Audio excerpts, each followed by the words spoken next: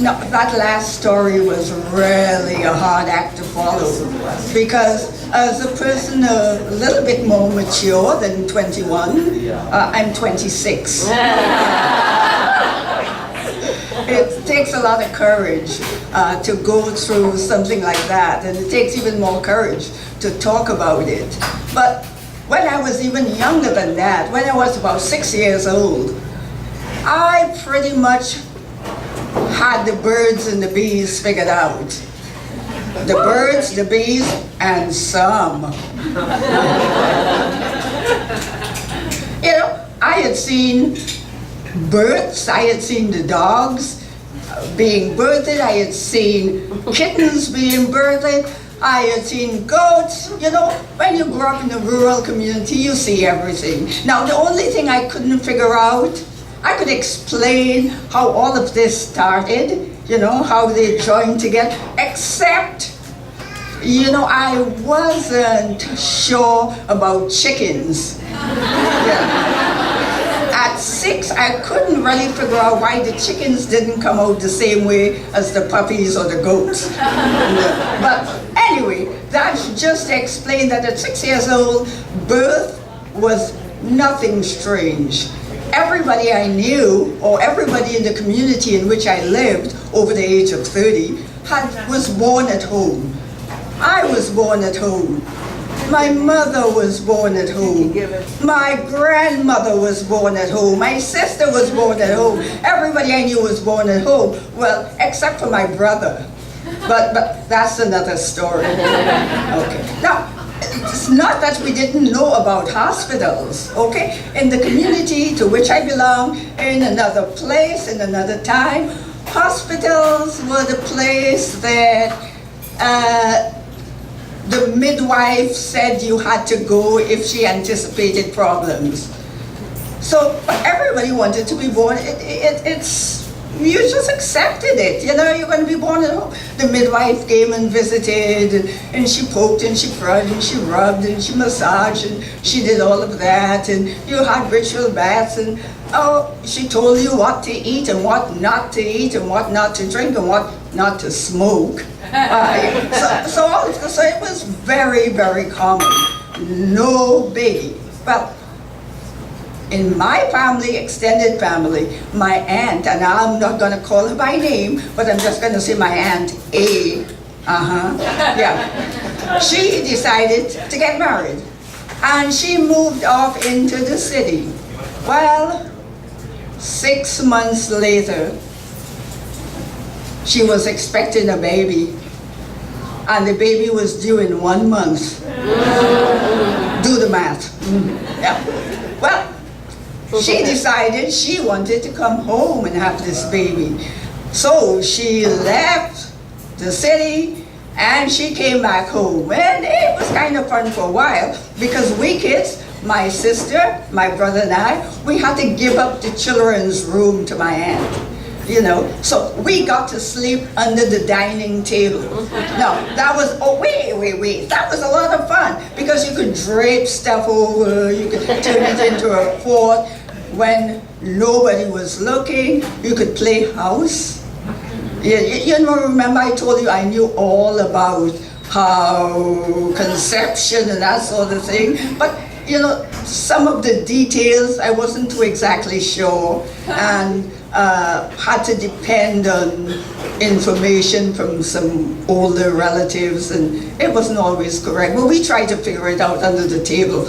But anyway, the day came when, but I should mention that my aunt coming back to live with us for 1 month disrupted the entire household. This woman was a drama queen. She thought she was a diva. She wanted to be waited on hand and foot. It had to be this way and that way. She had to have special food. And she had us 4 kids just running, doing this, doing that. Yeah, but anyway, I guess the time came when it was a Saturday, and I remember it was a Saturday because You know, everybody, my uncles were home, her husband had come to visit because he only came on weekends, you know, he had to go to work. And so she got up in the morning and she was like, oh, I'm not feeling well, you know, my stomach hurts, you know, and she wanted specialty and she wanted this. They just kind of ignored her mostly because, you know, it takes a long time to have a baby. Well, but coming to the evening time, just after dinner, that woman started putting up, it was, every 10 minutes, and then she was hungry, so she decided to go bake a cake. And she ate almost the whole thing. I didn't even get a piece. Well, it got to the stage where it's like, call the midwife. Well, we didn't have to go call the midwife. We had one living right in the house because my grandmother was the midwife. She had delivered so many kids, she lost track. She had so many godchildren, you know, at Christmas time like now, we had a special area set aside for all the Christmas presents, all the godchildren brought. Yeah. But anyway, my other aunt, and I'm going to call her Aunt P, and my mom was supposed to be helping with this delivery. So after this woman, my aunt, and she's like, so finally, my grandmother says, okay, go to bed.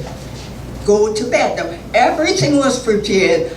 Our bed, my sister, my brother, and my bed, that three of us shared, was covered with the shower curtain, and they had all the towels and everything, and you know, we didn't care too much because, you know, something was going on, so it was exciting. And then people were stopping by the house because they heard that Aunt A was having a baby, and then the guys came to visit, you know, to keep the father company, you know, so they were out on the porch playing checkers and drinking rum and coke and that kind of stuff, you know. So anyway, she was in there, and every 10 minutes it seemed as though she was screaming and hollering. And my Aunt B and my mom sitting out there in the living room, just rolling their eyes, shaking their heads, and making comments like, I bet she wasn't screaming like that when she was getting her vitamin F.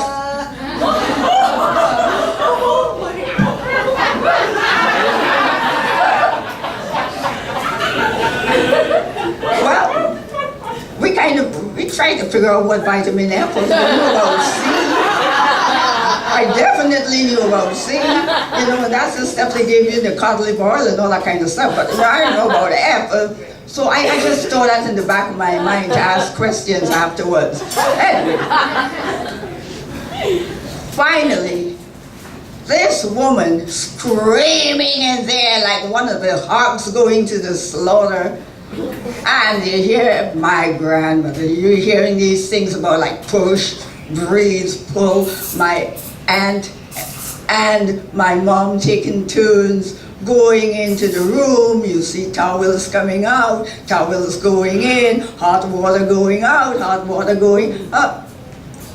My sister fell asleep, my brother fell asleep. I sort of dozed off, but there was too much excitement. I didn't want to go to sleep. I might miss something. But then, all of a sudden, while I was dozing, there was this sound that rent the air.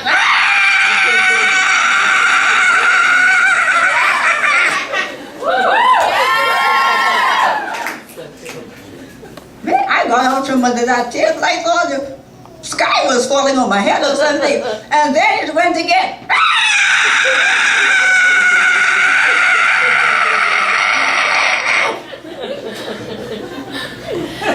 And after that, we heard, that was a baby crying. And we're like, oh. That's how a baby was born? Well, it was a little bit more noisy than the rabbits, or the kittens, or the puppies, or even the goat. But anyway, we knew something was happening. But the good thing about that, right after that, my Aunt B, not the one who used to enjoy the vitamin F, who had the baby, came out with this little bundle, ugly looking little mother, wrapped up in a blanket. And at 6 years old, this bundle was passed from, we even woke up my brother, you know, and he was only 4, we even woke him up. So we got to hold this baby and revel in the birth of a new human. It was great. So home births, normal. It was just one more. It turned out to be great. So when about 3 months ago, my daughter decided she wanted to have a home birth, I'm like, go ahead, but I ain't coming.